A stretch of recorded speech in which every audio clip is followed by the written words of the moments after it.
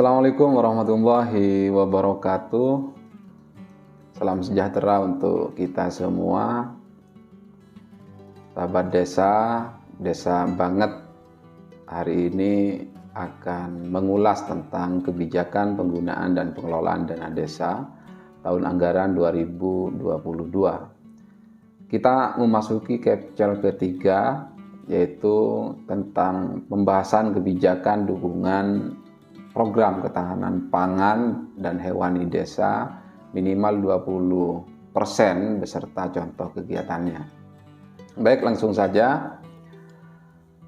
Peraturan Presiden Republik Indonesia nomor 104 tahun 2021 tentang penjabaran APBN, khususnya pada pasal 5 ayat 4 disebutkan bahwa ketahanan pangan desa minimal 20%. Artinya dari total pagu dana desa yang diterima oleh desa pada tahun 2022, 20%-nya harus digunakan untuk mendukung program ketahanan pangan dan hewani. Baik, kita langsung memasuki acara inti, di mana sebelum kita menetapkan kebijakan strategis pemerintah desa tentang program dan kegiatan apa yang harus dialokasikan oleh pemerintah desa dalam rangka memenuhi ketentuan 20% untuk ketahanan pangan tadi. Sebelum itu, kiranya kita perlu mengetahui definisi ketahanan pangan itu sendiri. Berdasarkan Undang-Undang Nomor 18 Tahun 2012 tentang pangan, khususnya pada pasal 1 ayat 4 disebutkan bahwa ketahanan pangan adalah kondisi terpenuhinya pangan bagi negara sampai dengan perseorangan, yang tercermin dari tersedianya pangan yang cukup baik jumlah maupun mutunya, aman, beragam, bergizi, merata, dan terjangkau, serta tidak bertentangan dengan agama, keyakinan, dan budaya masyarakat untuk dapat hidup serta aktif dan produktif secara berkelanjutan. Artinya, desa dapat merumuskan strategi kebijakan pengelolaan dana desa tahun 2022 untuk ketahanan pangan jika telah memenuhi ketentuan sebagaimana dimaksud pasal 1 ayat 4 Undang-Undang Nomor 18 Tahun 2021 tentang pangan ini.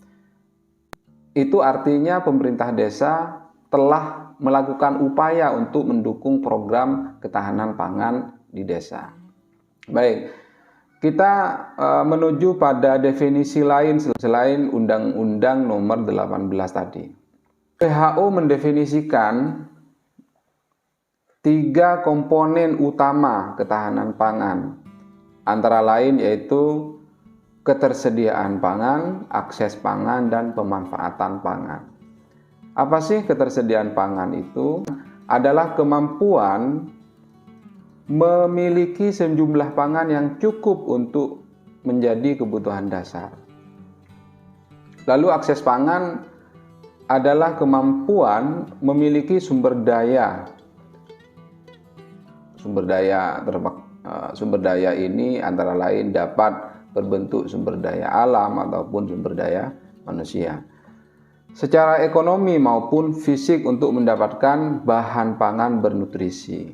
Lalu kemudian yang ketiga yaitu pemanfaatan pangan adalah kemampuan dalam memanfaatkan pangan dengan bernada tepat secara proporsional. Dari ketiga komponen utama ketahanan pangan ini, FAO, Organisasi Pangan dan Pertanian Dunia, menggenapkan 4 dari 3 komponen utama ini, yaitu kestabilan dari ketiga komponen tersebut dalam kurun waktu yang panjang.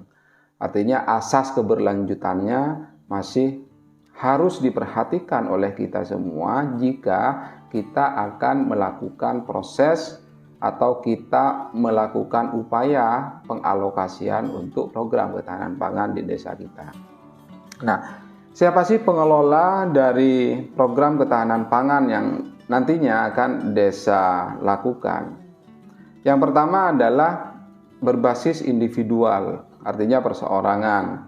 Yang ketiga dapat berbasis kelompok masyarakat. Yang ketiga dapat berbasis usaha yang dikelola oleh badan usaha milik desa. Saya lanjutkan, pangan berdasarkan prioritas penggunaan dana desa tahun anggaran 2022.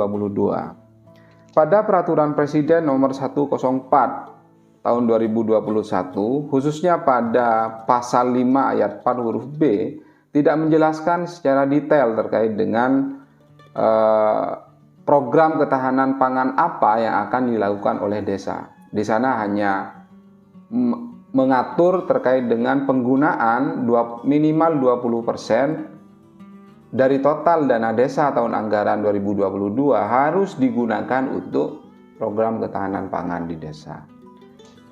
Begitu juga pada PMK 190, khususnya pada pasal 32 ayat 1 huruf B dan pasal 33, ketentuan penggunaan dana desa untuk ketahanan pangan sama dengan peraturan presiden. Artinya PMK 190 menegaskan kembali bahwa minimal 20% dari total pagu DD tahun 2022 itu harus digunakan untuk program ketahanan pangan.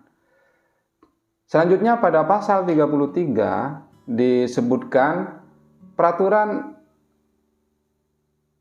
pemerintah desa melakukan penyesuaian kegiatan ketahanan pangan dan hewani sesuai dengan karakteristik dan potensi desa.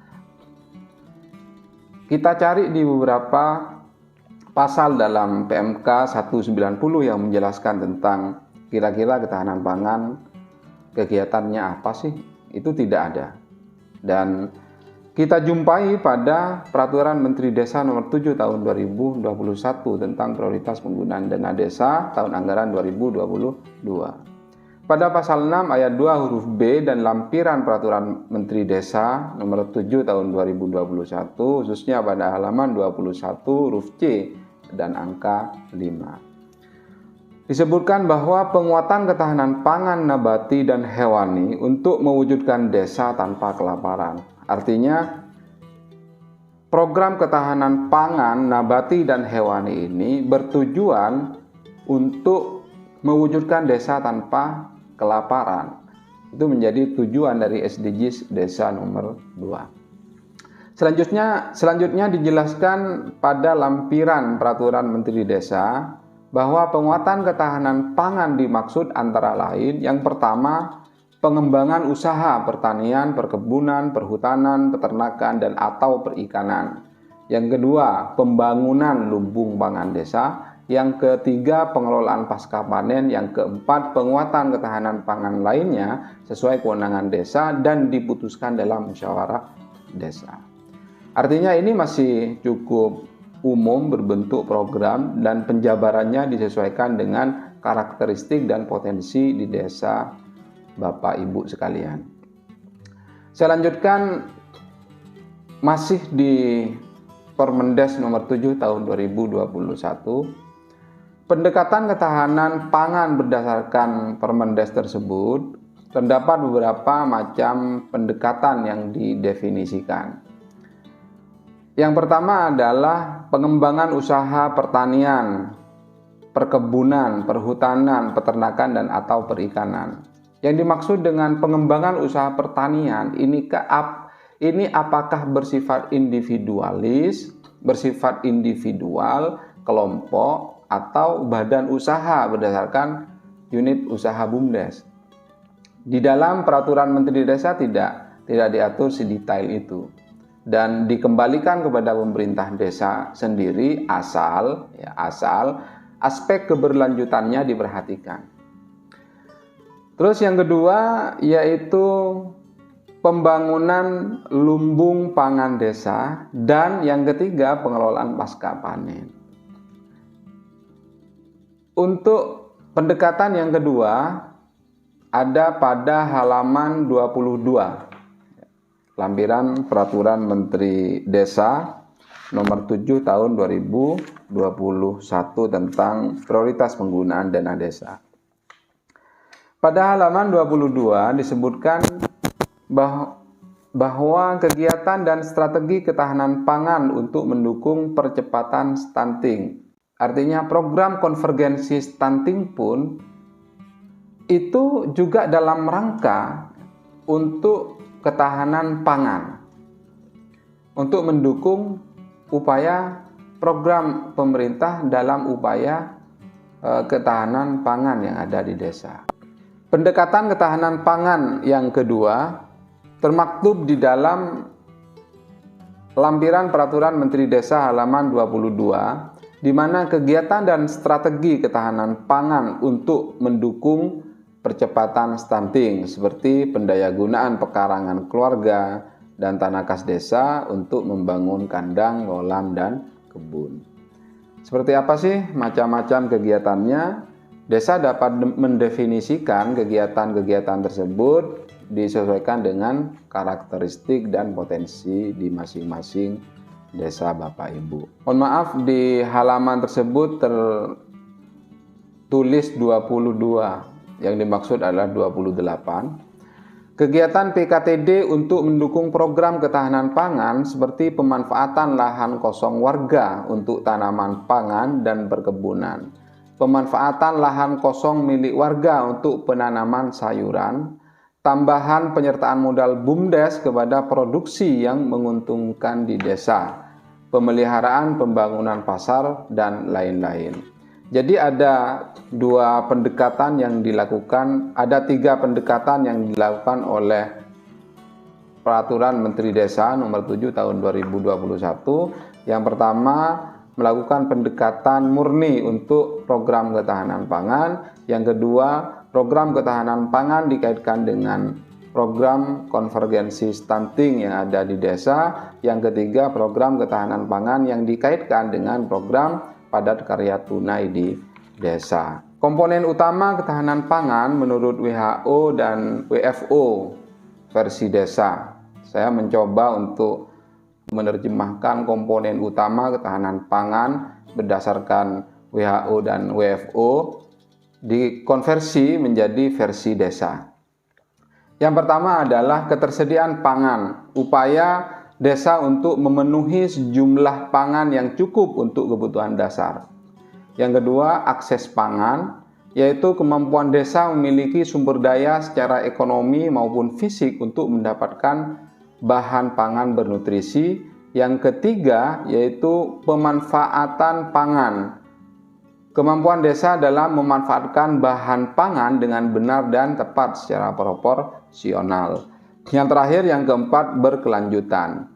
Kestabilan dari ketiga komponen tersebut dalam kurun waktu yang panjang, artinya sustainability-nya, keberlanjutannya itu perlu diperhatikan oleh pemerintah desa.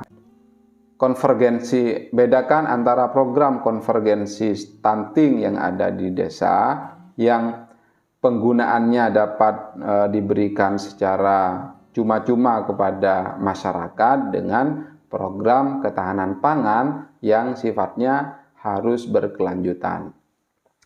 Pada dasarnya terdapat 3 strategi penguatan pangan di desa.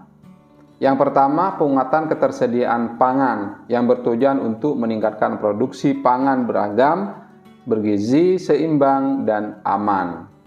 Penguatan pemanfaatan pangan yang bertujuan untuk mendorong masyarakat untuk mengkonsumsi pangan B2SA tadi. Strategi yang ketiga yaitu penguatan aksesibilitas pangan yang bertujuan untuk mendekatkan sumber produksi pangan kepada konsumen dengan harga terjangkau. Yang awalnya masyarakat di wilayah kita harus membeli lele misalnya sebagai sumber pangan nabati, sebagai sumber pangan hewani kita, harus beli ke desa sebelah bahkan kecamatan sebelah atau bahkan mungkin ke kabupaten sebelah yang 1 kilonya kita bisa membeli lele tersebut dengan harga 20.000 dengan penguatan aksesibilitas pangan yang dilakukan oleh pemerintah desa. Yang awalnya masyarakat di wilayah kita harus membeli lele misalnya sebagai sumber pangan hewani kita, harus beli ke desa sebelah bahkan kecamatan sebelah atau bahkan mungkin ke kabupaten sebelah Yang 1 kilonya kita bisa membeli lele tersebut dengan harga 20.000 dengan penguatan aksesibilitas pangan yang dilakukan oleh pemerintah desa, atau mendekatkan sumber produksi budidaya lele sebagai sumber pangan hewani yang ada di desa kita, sehingga kita dapat membelinya dengan harga yang lebih murah. Oke, kita masuk pada contoh kegiatan pada program ketahanan pangan di desa. Untuk pemenuhan komponen ketersediaan pangan, kita petakan menjadi 2 segmentasi. Yang pertama adalah jenis kegiatannya apa untuk ketahanan pangan di desa, yang nanti akan kita ambil melalui Peraturan Menteri Desa Nomor 7 Tahun 2021. Yang kedua, kodifikasi kegiatannya apa, nantinya akan kita reduksi ya dari Peraturan Menteri Dalam Negeri Nomor 20 Tahun 2018 tentang pengelolaan keuangan desa. Baik, contoh yang pertama yaitu pembangunan kandang ayam petelur untuk memenuhi kebutuhan pangan hewani yang ada di desa kita. Jadi pemerintah desa dapat melakukan pembangunan kandang ayam petelur, misalnya kandang bebek, kandang sapi, dan atau kandang kambing. Kodifikasi kegiatannya menggunakan bidang pemberdayaan, subbidang pertanian dan peternakan. Kegiatannya menggunakan peningkatan produktivitas peternakan. Di dalamnya ada alat produksi, pengolahan peternakan, kandang, dan lain-lain. Di kolom keterangan ini saya beri penjelasan misalnya untuk pembangunan kandang ayam petelur. Berarti untuk memenuhi kebutuhan pangan hewani berupa telur yang ada di wilayah desa kita. Aspek pengelolaannya dapat perseorangan, kelompok atau BUMDes. Tetapi kami sarankan, jika misalnya perseorangan di antara masyarakat kita tidak memiliki basically ya untuk melakukan budidaya ayam petelur tadi, maka lebih baik kami sarankan agar aspek keberlanjutannya lebih terjaga, kelola kegiatan tersebut berbasis kelompok atau BUMDes. Kenapa? Pada saat usaha tersebut telah berproduksi, ayamnya sudah menghasilkan telur, telurnya bukan dibagi-bagi pada masyarakat, tetapi nantinya telurnya dijual kepada masyarakat dengan harga yang lebih terjangkau, dengan harga yang lebih murah dibandingkan masyarakat beli di tempat-tempat lainnya. Jadi ini menjadi bagian dari strategi ketersediaan pangan, mendekatkan aspek produksi kepada user. Selanjutnya, pendayagunaan lahan TKD dan lahan pekarangan keluarga untuk membangun kandang, kolam, dan kebun. Contoh kegiatannya di sini ada pembangunan kolam ikan air tawar atau laut, pembangunan greenhouse untuk tanaman sayur, tanaman obat, dan lain-lain. Sahabat desa dapat memasukkan pada kodifikasi kegiatan di Siskudesnya nanti, yaitu pada bidang pemberdayaan masyarakat desa, subbidang pertanian dan peternakan, dengan menggunakan kegiatan penguatan ketahanan pangan tingkat desa. Di situ ada jenis pembangunannya, bisa lumbung desa dan lain-lain. Jadi pemerintah desa dapat memanfaatkan tanah kas desanya untuk membangun kolam, ya, membangun kolam yang pengelolaannya nanti dapat dikelola oleh kelompok atau oleh BUMDes. Bedanya, jika dikelola oleh kelompok, laba dari hasil pengelolaannya untuk menghidupi kelompoknya, untuk mensejahterakan kelompok dan untuk mensejahterakan kelompoknya. Tetapi tetap tujuan kelompok tersebut untuk mensejahterakan masyarakat yang lebih luas, untuk memenuhi kebutuhan, misalnya telur tadi, untuk memenuhi kebutuhan telur di desa kita dengan harga yang terjangkau. Bukan berarti telur tadi diberikan kepada masyarakat secara cuma-cuma. Ketika diberikan kepada masyarakat secara cuma-cuma, itu sudah masuk dalam kategori pemenuhan gizi yang objeknya telah ditentukan oleh pemerintah desa. Katakanlah misalnya contoh program konvergensi stunting, pemberian makanan tambahan yang bergizi. Jadi programnya berbeda dengan program ketahanan pangan yang dimaksud oleh ketentuan Perpres ini. Terus penguatan ketahanan pangan desa lainnya. Kita menggunakan opsi penguatan ketahanan pangan desa lainnya sesuai kewenangan desa dan diputuskan dalam musyawarah desa. Contohnya pengadaan bibit ikan lele, pengadaan hewan ternak, bibit sayur, dan lain sebagainya. Kenapa kita memilih opsi penguatan ketahanan pangan desa lainnya sesuai kewenangan desa dan diputuskan dalam musyawarah desa? Karena memang peraturan Menteri Desa tidak mengatur secara teknis terkait dengan kegiatan apa dan bagaimana. Peraturan Menteri Desa nomor 7 tahun 2021 mengatur skala umum berbasis program dan kegiatan saja. Nah, oleh karenanya, pemerintah desa dapat mengimprovisasi sesuai dengan kewenangannya dalam bentuk kegiatan yang pro terhadap pemenuhan pada program ketahanan pangan di desa. Kodifikasi kegiatannya berdasarkan Permendagri 20, di situ masuk pada bidang pemberdayaan masyarakat, subbidang kelautan dan perikanan. Kegiatannya menggunakan bantuan perikanan. Di situ ada bibit, pakan, dan lain-lain. Khusus subbidang kelautan dan perikanan saja. Misalnya untuk bibit sayur, pengadaan bibit sayur, lalu kemudian hewan ternak, dapat diintegrasikan dalam RAP ya, pada bidang atau subbidang tertentu jika tidak didapati kode rekening kegiatan pada Siskudesnya. Begitu kira-kira yang dapat kami sampaikan terkait dengan contoh kegiatan pada program ketahanan pangan desa untuk pemenuhan komponen ketersediaan pangan. Selanjutnya contoh kegiatan pada program ketahanan pangan di desa untuk pemenuhan komponen akses pangan. Sama kita petakan menjadi dua komponen dasar berdasar jenis kegiatan berdasarkan Permendas dan kodifikasi kegiatan berdasarkan Permendagri 20. Misalnya di sini ada desa akan meningkatkan kapasitas masyarakatnya untuk budidaya ikan tawar atau ikan laut. Atau bahkan mungkin pemerintah desa nanti memiliki keinginan untuk meningkatkan kapasitas kelompok tani. Agar apa? Agar kualitas sumber daya manusianya dapat memenuhi aspek pengelolaan pangan desa yang diharapkan. Jadi jika desa akan mengalokasikan kegiatan peningkatan kapasitas ini, pemerintah desa dapat mengalokasikan kegiatannya pada bidang pemberdayaan masyarakat desa, subbidang kelautan dan perikanan. Kegiatan yang dipilih adalah kegiatan pelatihan BIMTEK, pengenalan teknologi tepat guna perikanan darat atau laut. Lalu ada tambahan penyertaan modal BUMDes kepada jenis produksi pangan yang menguntungkan.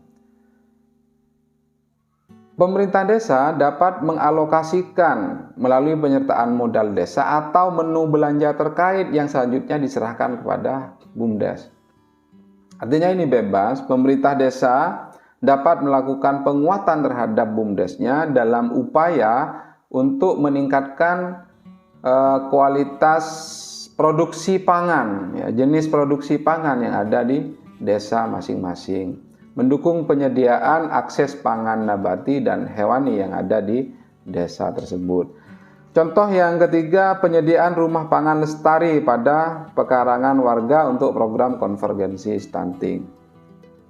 Kegiatan ini dapat dilakukan oleh pemerintah desa dalam upaya memberikan subsidi kepada warga yang terurai, terdata sebagai keluarga yang rentan terhadap stunting, maka pemerintah desa dapat memberikan bantuan kepada masyarakat tersebut, kepada keluarga tersebut berupa penyediaan rumah makan lestari pada pekarangan warga tersebut. Agar apa? Agar keluarga agar kemandirian pangan berbasis keluarga itu dapat dimulai dari keluarga yang masuk pada program konvergensi stunting tadi. Penyediaan atau perawatan keramba bersama atau kolam untuk program padat karya tunai. Pada Permendagri 20 tahun 2018, sahabat desa dapat memasukkan pada bidang berdaya masyarakat desa, subbidang kelautan dan perikanan, pilih opsi kegiatan dapat masuk pada bantuan perikanan, kegiatan pembangunan atau rehabilitasi peningkatan keramba kolam perikanan milik desa. Artinya kegiatan ketahanan pangan ini, penyediaan akses pangan hewani ini dapat berupa kegiatan penyediaan atau perawatan keramba bersama atau kolam untuk program padat karya tunai yang ada di desa. Yang terakhir, bahkan pemerintah desa dapat melakukan pembangunan jalan usaha tani dan saluran irigasi pertanian yang menjadi kewenangan desa. Pembangunan jalan usaha tani dan saluran irigasi pertanian ini dalam upaya untuk mendukung ketahanan pangan desa pada bidang infrastruktur. Artinya, pemerintah desa dapat mengalokasikan dana desa di dalam 20% tadi untuk membangun jalan desa dan saluran irigasi jika memang itu diperlukan dan ditetapkan dalam musyawarah desa. Jika pemerintah desa akan mengalokasikan, tapi namun perlu diingat, pembangunan jalan usaha tani dan saluran irigasi tadi benar-benar menjadi kewenangan desa. Jika desa akan mengalokasikan kegiatan tersebut, pemerintah desa dapat mengalokasikan pada kodifikasi kegiatan berdasarkan Permendagri 20 tahun 2018 pada bidang pemberdayaan, subbidang PUPR. Kegiatan yang dipilih adalah pembangunan rehab atau peningkatan atau pengerasan jalan usaha tani untuk saluran irigasi dapat menyesuaikan. Itu sahabat desa yang dapat kami sampaikan terkait dengan ketahanan pangan yang ada di desa. Akhirul kalam, wassalamualaikum warahmatullahi wabarakatuh.